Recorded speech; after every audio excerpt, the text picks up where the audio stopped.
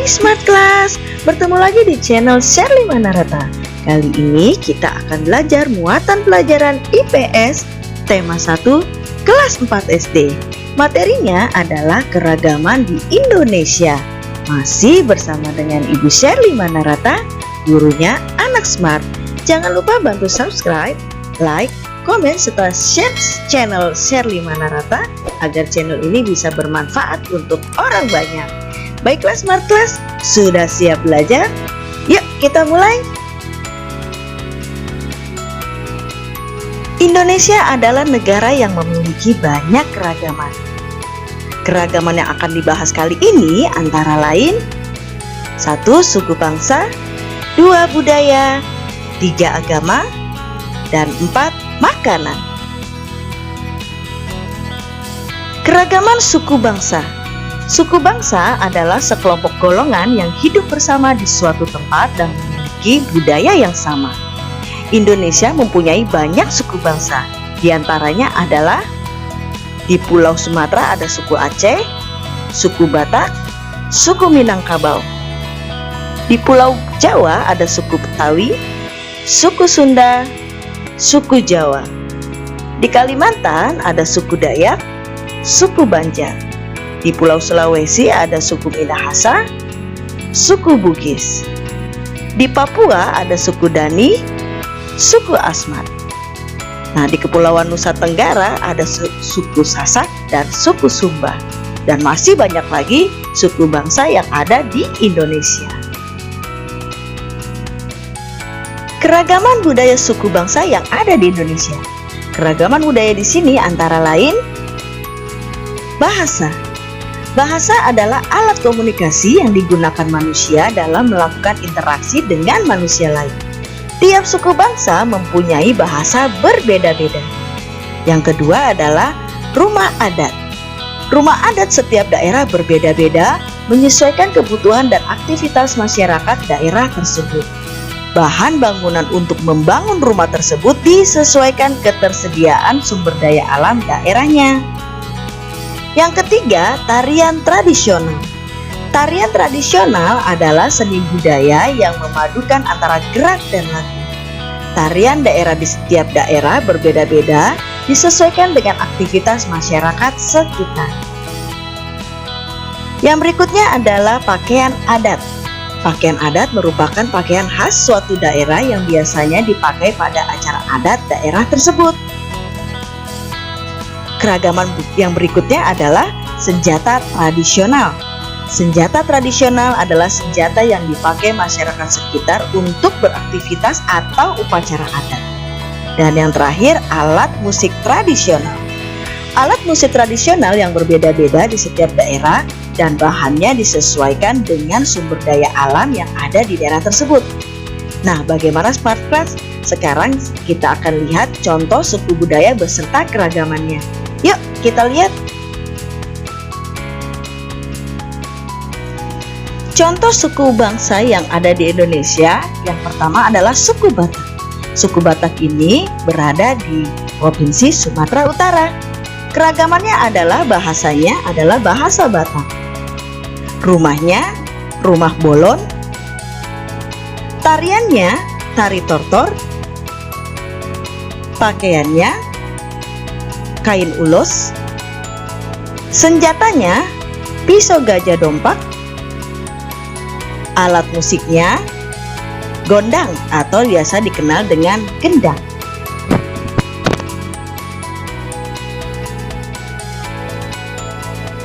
Suku bangsa yang berikutnya adalah suku Sunda yang berasal dari Jawa Barat. Keragamannya adalah bahasa yang digunakan adalah bahasa Sunda. Rumah adatnya biasa disebut Imah Badak Huai.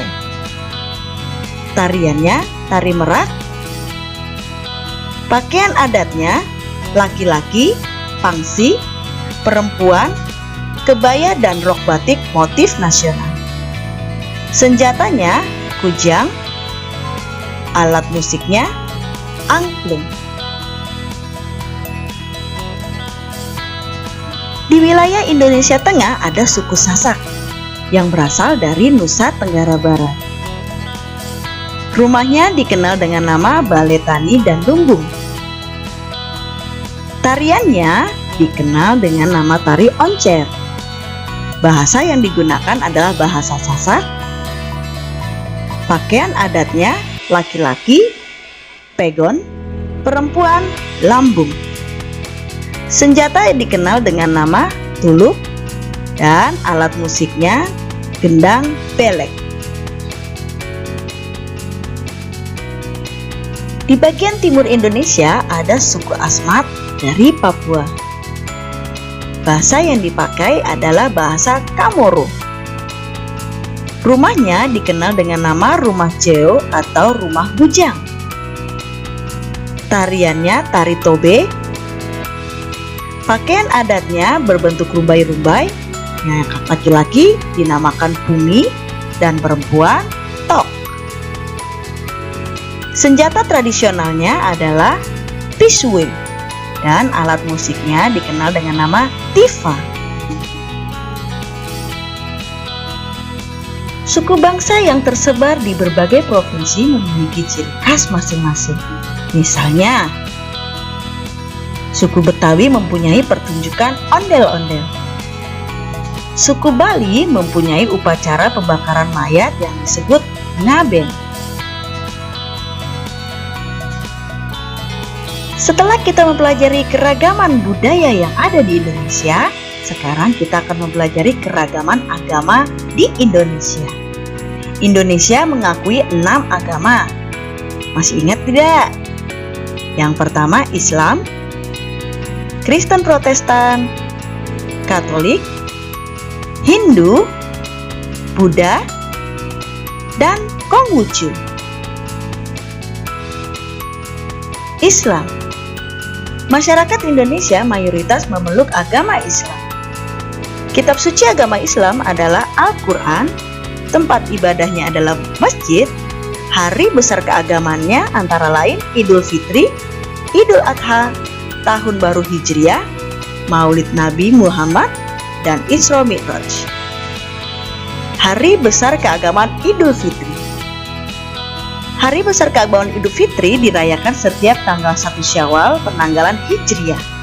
Sebelum merayakan Idul Fitri, umat Islam menjalankan ibadah puasa selama 1 bulan. Pada saat Idul Fitri, umat Islam mengunjungi sanak saudara untuk bersilaturahim dan bermaaf-maafan.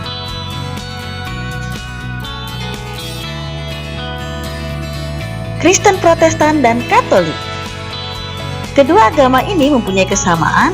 Kitab sucinya, Alkitab atau disebut Injil, tempat ibadahnya, gereja, hari besar keagamaannya, hari Natal, hari Paskah, hari Jumat Agung, hari kenaikan Isa Al-Masih. Hari besar keagamaan Natal dirayakan setiap tanggal 25 Desember. Natal adalah hari peringatan kelahiran Yesus. Hari Natal dirayakan umat Kristen Protestan dan Katolik dengan penuh sukacita. Hindu. Kitab suci agama Hindu adalah Weda, tempat ibadahnya dinamakan Pura, hari besar keagamaannya adalah hari Nyepi, hari Saraswati, hari Pagerwesi. Hari besar keagamaan Nyepi. Nyepi dirayakan oleh umat Hindu di setiap tahun baru Saka pada penanggalan Saka. Saat perayaan Nyepi, umat Hindu berdiam diri di rumah tanpa melakukan aktivitas. Pada hari Nyepi, umat Hindu hanya berdoa dan introspeksi diri. Buddha. Kitab suci agama Buddha adalah Tripitaka. Tempat ibadahnya Wihara. Hari besar keagamaannya adalah hari Waisak, hari Asada, hari Katina. Hari besar keagamaan Waisak. Hari Waisak merupakan hari besar keagamaan umat Buddha. Perayaan Waisak di Indonesia biasanya dipusatkan di Komplek Candi Borobudur, Magelang, Jawa Tengah. Konghucu. Kitab suci agama Konghucu adalah Shishu Wujing. Tempat ibadahnya adalah Kelenteng. Hari besar keagamaannya adalah Tahun Baru Imlek dan Cap Gomeh. Hari Besar Keagamaan Imlek. Imlek merupakan hari besar keagamaan umat Konghucu. Perayaan Tahun Baru Imlek dimulai dari hari pertama pada bulan pertama penanggalan Tionghoa. Pada saat perayaan Imlek terdapat tradisi pembagian angpao setelah ibadah di kelenteng. Makanan tradisional sebagai identitas bangsa. Indonesia merupakan negara yang mempunyai banyak keragaman, salah satunya adalah makanan tradisional. Makanan tradisional merupakan makanan yang menjadi khas suatu daerah dan diwariskan secara turun-temurun pada daerah tersebut. Makanan khas Minangkabau dari Sumatera Barat yaitu rendang. Rendang merupakan makanan khas suku Minangkabau.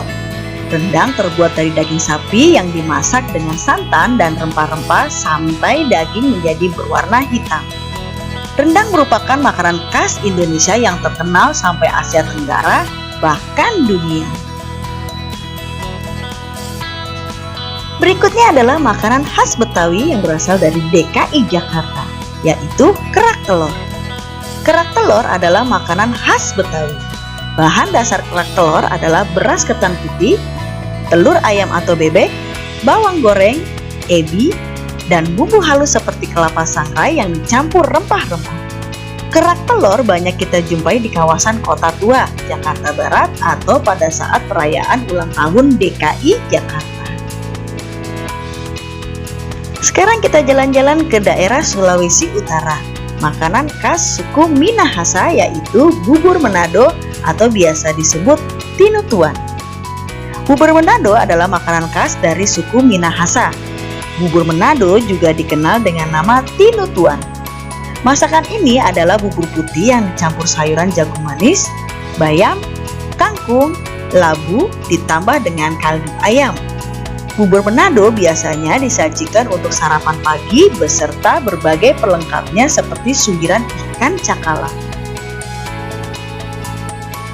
Di Pulau Papua, suku Asmat juga mempunyai makanan khas yaitu papeda. Papeda merupakan makanan khas dari daerah Papua. Papeda adalah bubur sagu yang mempunyai rasa tawar. Papeda juga biasa disajikan dengan mubarak kuah kuning dan ikan bakar. Baiklah Smart Class, sudah jelaskan penjelasan tadi? Sekarang untuk menambah pemahaman Smart Class semua, yuk kita kerjakan LKPD berikut ini. Jangan lupa setelah selesai, kirimkan jawaban Smart Class semua ke guru masing-masing ya. Semangat mengerjakan!